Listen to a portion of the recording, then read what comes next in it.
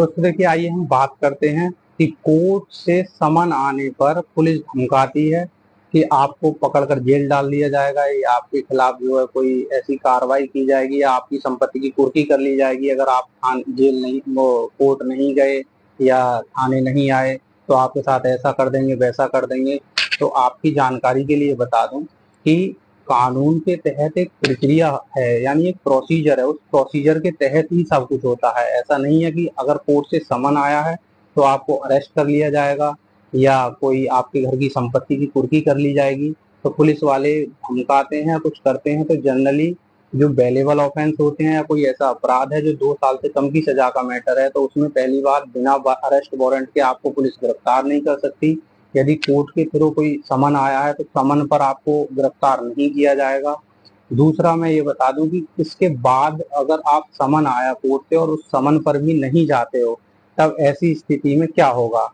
तब ऐसी स्थिति में मैं आपको कानूनी प्रोविजन बता दूं।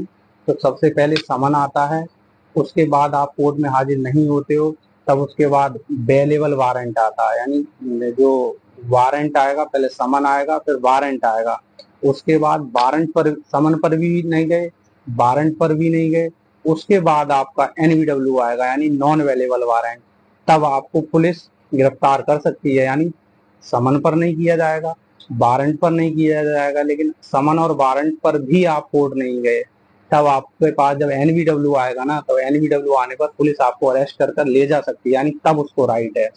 लेकिन समन पर भी नहीं गए, वारंट पर भी नहीं गए और एनवीडब्ल्यू यानी नॉन अवेलेबल वारंट यानी गैर जमानती वारंट पर भी आप कोर्ट में हाजिर नहीं होते हो, पुलिस के हाथ नहीं आते हो, तब ऐसी कंडीशन में सीआरपीसी की धारा 82 और बीएनएसएस यानी भारतीय नागरिक सुरक्षा संहिता की धारा 85 के तहत आपकी जो है उद्घोषणा होगी। यानी जो आपकी संपत्ति की कुर्की होने से पहले उद्घोषण, डिक्लेरेशन होगा उसका।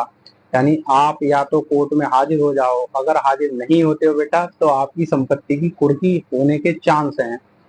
तो इतने के बाद यानी समन आया, वारंट आया, नॉन अवेलेबल वारंट आया, कुर्की की घोषणा हुई, उसके बाद भी आप हाजिर नहीं होते हो, तो उसके बाद क्या होगा।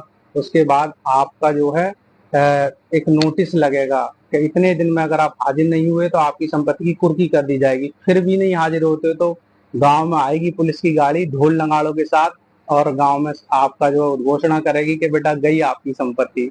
तो संपत्ति की कुर्की करके और उसे ले जाया जाएगा। तो इसलिए समन से घबराए नहीं, समन कोई गिरफ्तारी वारंट नहीं होता, वारंट भी गिरफ्तारी वारंट नहीं होता, लेकिन एनवीडब्ल्यू आए तो कोर्ट में जरूर हाजिर हो, अदरवाइज